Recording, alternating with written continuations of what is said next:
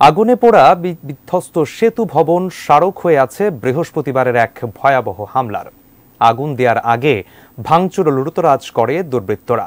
বৃহস্পতিবার বিকেলের সেই ভয়াবহতার প্রমাণ হয়ে আছে অর্ধশত পোড়া গাড়িও। বৃহস্পতিবার বিকাল হঠাৎ আন্দোলনকারীদের কয়েকজন রাজধানীর বনানীর সেতু ভবনে প্রবেশ করে। প্রথমে সেখানে থাকা দুটি গাড়ি ভাঙচুর করে আগুন দেয় তারা।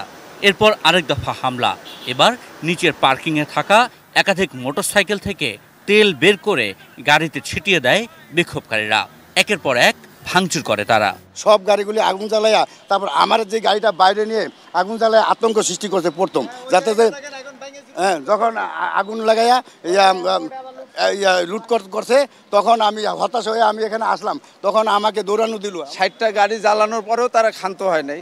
আমাদের পিছনে দেখা যাচ্ছে যে আনসার ক্যাম্প, ক্যান্টিন এবং ড্রাইভার শেড, এগুলোর মধ্যেও তারা আগুন লাগায় দেয় এবং আমাদের ড্রাইভারদেরকেও বেধড়ক মারপিট করার পরে আমরা তখন আমাদের স্থান ত্যাগ করি।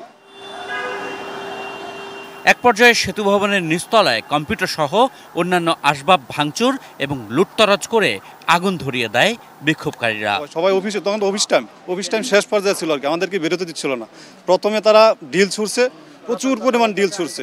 ডিল ছুড়ার পর এক পর্যায়ে আমরা যখন পার্কিং ছিলাম তখন আর থাকা যাচ্ছিল না, মানে অনেক ডিল ছুড়ছে। ছুড়ার পরে আমরা ওই অফিসের ভিতরে ঢুকে যাই। ঢোকার পরে এক পর্যায়ে তারা আগুন দেওয়ার পরে ওইদিকে আবার ডিল ছুড়ছে। ডিল ছুড়ার পরে আমাদের যে বের হব এই ব্যবস্থা ছিল না, মানে তারা এত উগ্র ছিল। বের হওয়ার সময় ওরা ডিল ছুড়ছিল। তারপরে আমাদের অনেক স্টাফ অফিসার পিছনের দিক দিয়ে গ্লাস ভেঙে ওই পাশের বিল্ডিংয়ের ওদিক দিয়ে উপর দিয়ে চলে যায়। যা ছিল সম্পূর্ণ মালামাল, টিভি, ল্যাপটপ, ফ্রিজ, খাট, পালং, মানে যা ছিল এগুলি লুট করে একাধারে তারা এখান থেকে নিয়ে আমাদের চোখের সামনে বের হয়ে যাচ্ছে। এমনকি এখানে যে আমাদের যে একটা আসছিল, বুথ ছিল সোনালী ব্যাংকের, সে বুথটাকেও ভেঙে সেই বুথের যে টাকার মেশিনটা এটাও বের করে তারা নিয়ে গেছে। একই সময় মহাখালীর দুর্যোগ ব্যবস্থাপনা ভবন সহ আশেপাশের বেশ কয়েকটি ভবনে হামলা চালায় বিক্ষোভকারীরা। আশিকুর রহমান অপু, এটি নিউজ, ঢাকা।